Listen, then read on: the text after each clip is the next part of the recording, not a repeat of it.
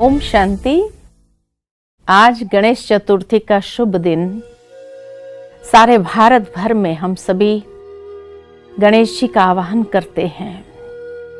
भारत के अंदर विभिन्न जाति, विभिन्न भाषा के लोग होने के बावजूद भी सभी इस त्योहार को बड़े धूमधाम से मनाते हैं, क्योंकि हर कोई चाहता है कि जीवन के अंदर कभी कोई भी प्रकार का विघ्न न आए, और उसके लिए बड़े धूमधाम से उसका वेलकम करते हैं, स्वागत करते हैं, और स्वागत के साथ साथ बड़ी श्रद्धा के साथ पूजा अर्चना करते हैं। हम सभी ये जानते हैं कि गणेश जी जब आते हैं तो वास्तव में हमारे जीवन के अंदर अनेक प्रकार की प्रेरणाओं का संदेश देते हुए वो हमें जीवन में सदा के लिए विघ्नों से मुक्त करना चाहते हैं। ये तो जरूर है कि खाली गणेश जी की पूजा कर लेने से विघ्न समाप्त हो जाएंगे, ऐसे नहीं है।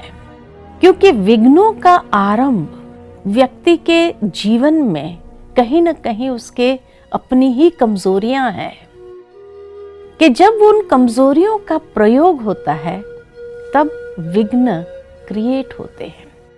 तभी तो किसी ने कहा है, the first wars are born in the minds of man. Ganesh ji के क्रिएशन, सबसे पहले गणेश जी का जन्म कैसे हुआ, बहुत सुंदर ये दर्शाते हैं कि मां पार्वती ने गणेश जी की रचना की, और फिर शिव जी जा रहे थे तपस्या करने के लिए, तो मां पार्वती कहीं अकेले न हो जाए, तो इसलिए गणेश जी का निर्माण करके उनको सजीवन करते हुए मां पार्वती के साथ छोड़ करके गए।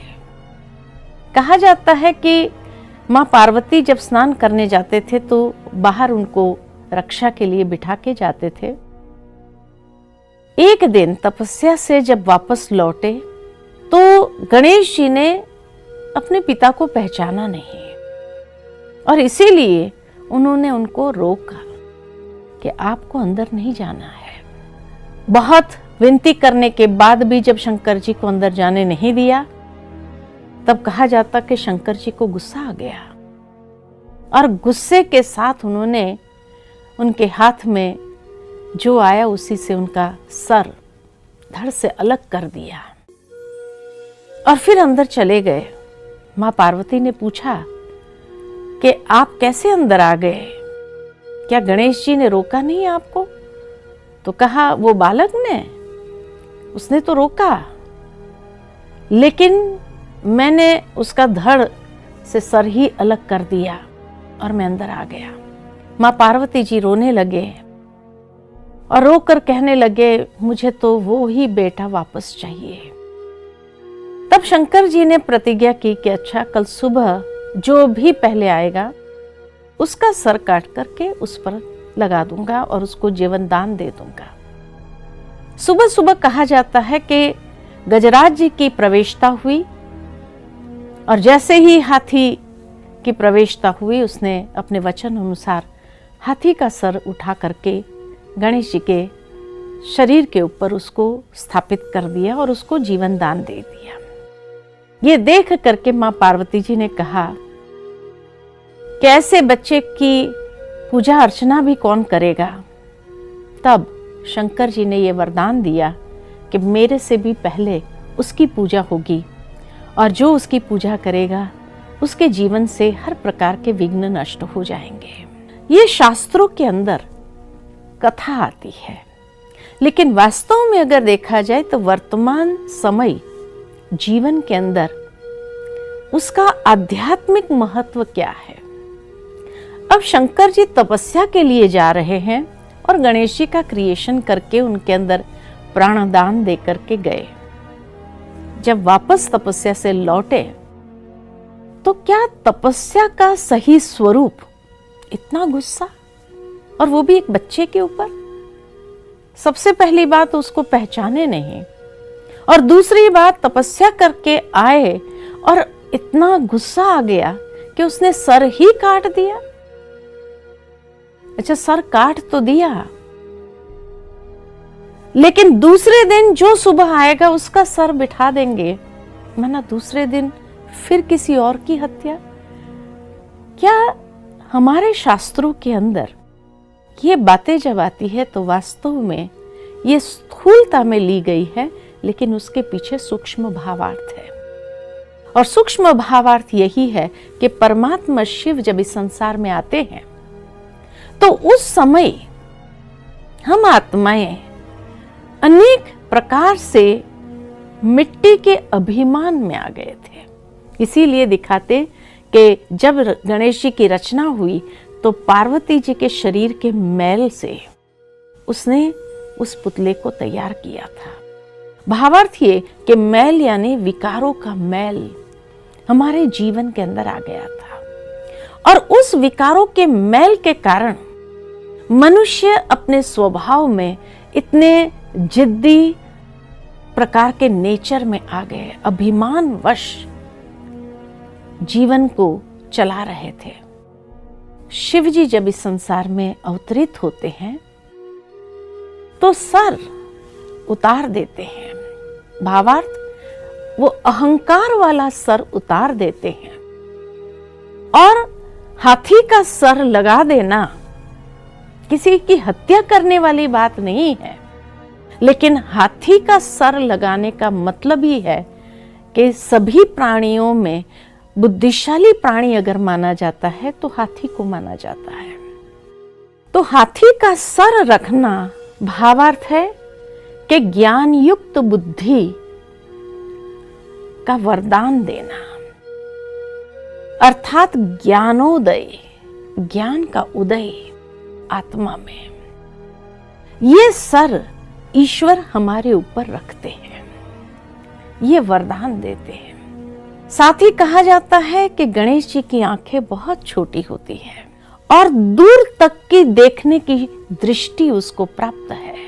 अर्थात भगवान हमें ये भी वरदान देते हैं जब इस संसार में आते हैं तो, कि हम बहुत लंबा सोच सकते हैं, समझ सकते हैं और एक विजन ऐसी क्रिएट कर सकते हैं। साथ ही साथ उसके कान सूप जैसे होते हैं। सूप की विशेषता यह है कि जब कोई भी अनाज सफाई करते हैं और सूप में डालते हैं तो अच्छी चीज अंदर ले लेते हैं और किचड़ा बाहर फेंकते हैं। जीवन के अंदर हमारे सामने भी कई लोग ऐसे आते हैं जो अननेसेसरी बातें भी शेयर करते हैं, लेकिन जो फालतू बातें हैं, जो हमारे उपयोग की नहीं है, काम की नहीं है, उसको हम सुनी अनसुनी कर दे, और जो अच्छी बातें, ग्रहण करने योग्य बातें हैं, उसको जीवन के अंदर ग्रहण करते जाए। साथ ही साथ सुंड का प्रतीक है। कहा जाता है कि हाथी की सुंड में इतनी ताकत भी है और नरमाई भी है, बड़े से बड़े पेड़ को उखाड़ने की शक्ति रखती है। लेकिन अगर एक बच्चा आ जाए तो इतना जेंटली उसको उठा करके अपने पीठ पर बिठा देता है। तो जीवन के अंदर बैलेंस, कि जहां हमें शक्ति बरतनी होती है वहां शक्ति भी हो, लेकिन जहां जीवन के अंदर फ्लेक्सिबल होकर के कार्य करना है, नरमाई से कार्य करना है, तो वो भी हमें आना चाहिए। एक दंत, वैसे भी कहा जाता कि हाथी का दांत इतना प्रेशियस होता है, इतना अमूल्य होता है, उसकी कीमत बहुत अधिक होती है। वो आत्मा जो ज्ञान युक्त बुद्धि रखती है, जो दूरदर्शिता रखती है, जो हमेशा अच्छी बातों को ग्रहण करते हैं अपने कानों से, और जिनके अंदर व्यवहारिक कुशलता है, उनके एक एक शब्द बहुत अमूल्य होते हैं। वो जो कुछ भी बोलेंगे फालतू नहीं बोलेंगे, लेकिन हमेशा उनके एक एक शब्द जैसे तोल तोल करके बोलने वाले होते हैं। साथ ही साथ गणेश जी का बड़ा पेट दर्शाया है। बड़ा पेट अर्थात जैसे कहा जाता है कि किसी व्यक्ति अगर बहुत बाह्य मुक्ता में आ जाता है और कोई बात अगर अंदर में समा न सके तो यही कहते इसके पेट में कोई बात रहती नहीं है, उसको करना नहीं चाहिए। लेकिन गणेश जी का बड़ा पेट अर्थात वो हर बात को भी अपने में समाने की शक्ति रखता है। जीवन के अंदर कई बार प्रॉब्लम्स इसीलिए आते हैं जब हम बहुत ज्यादा बोलते हैं, फालतू बोलते हैं, सोच समझ करके नहीं बोलते हैं और अंदर में कोई भी बात किसी ने कही है वो भी उच्चारण कर देते हैं, बोल देते हैं, तो नेचुरल है विघ्न तो खड़े होंगे ही। साथ ही साथ गणेश जी का वरद हस्त दिखाया हुआ है कि कोई आत्मा कैसी भी भावना से उसके सामने आ जाए, लेकिन हर आत्मा के प्रति कल्याण का भाव, उनको आशीर्वाद देने का ही भाव उसके मन में रहता है। और एक हाथ में रस्सी होती है जो स्नेह के बंधन में हर एक को बांध लेता, एक हाथ में परशु होता है अर्थात जो मनुष्य आत्मा उनके सामने बुरी आदतों के वश होकर के आते हैं, उनके उन बुरी आदतों के द्वारा क्रिएट किए गए कर्म, उन कर्म बंधनों से भी उनको मुक्त कर देता है। और कमल पुष्प होता है चौथे हाथ में, भावार्थ के निर्लिप्त जीवन, कितना सुंदर जीवन। रहना भी इसी दुनिया में है, लेकिन इसी दुनिया में रहते हुए इस दुनिया का कीचड़ हमारे जीवन को न लगे, इसलिए न्यारा और प्यारा जीवन। साथ ही साथ कहा जाता है कि गणेश जी का एक पैर मुड़ा हुआ होता है, एक पैर जमीन को टच किया हुआ है। भावार्थ के डाउन टू अर्थ डिसीजंस। जीवन के अंदर हमेशा प्रैक्टिकल और डाउन टू अर्थ डिसीजंस जो ले सकता है, वो गणेश जी के इस बैठने के पोस्चर से दर्शाया गया है कि कभी भी जीवन के अंदर एक पैर ऊपर अर्थात न्यारे भी रहो और दूसरा पैर जमीन पर यानी डाउन टू अर्थ हो करके चलो। और साथ ही साथ उनको मोदक बहुत पसंद है, इसीलिए मोदक का भोग लगाया जाता है। मोदक के अंदर एक तो गुड़ होता है और दूसरा नारियल होता है और कण होते हैं, या कहते हैं उसको बूंदी बहुत पसंद होती है। बूंदी के लड्डू भी उसको बहुत पसंद होते हैं। बूंदी में भी स्वीटनेस और एक एक कण जुड़े हुए, भावार्थ के मधुरतापूर्ण व्यवहार करके हर आत्मा को जोड़ने की जो क्षमता थी वो उसी में थी, जिससे एकता के सूत्र में बांधना, स्नेह के सूत्र में बांधने का प्रतीक है। और इतने बड़े गणेश जी का वाहन चूहा दर्शाया है।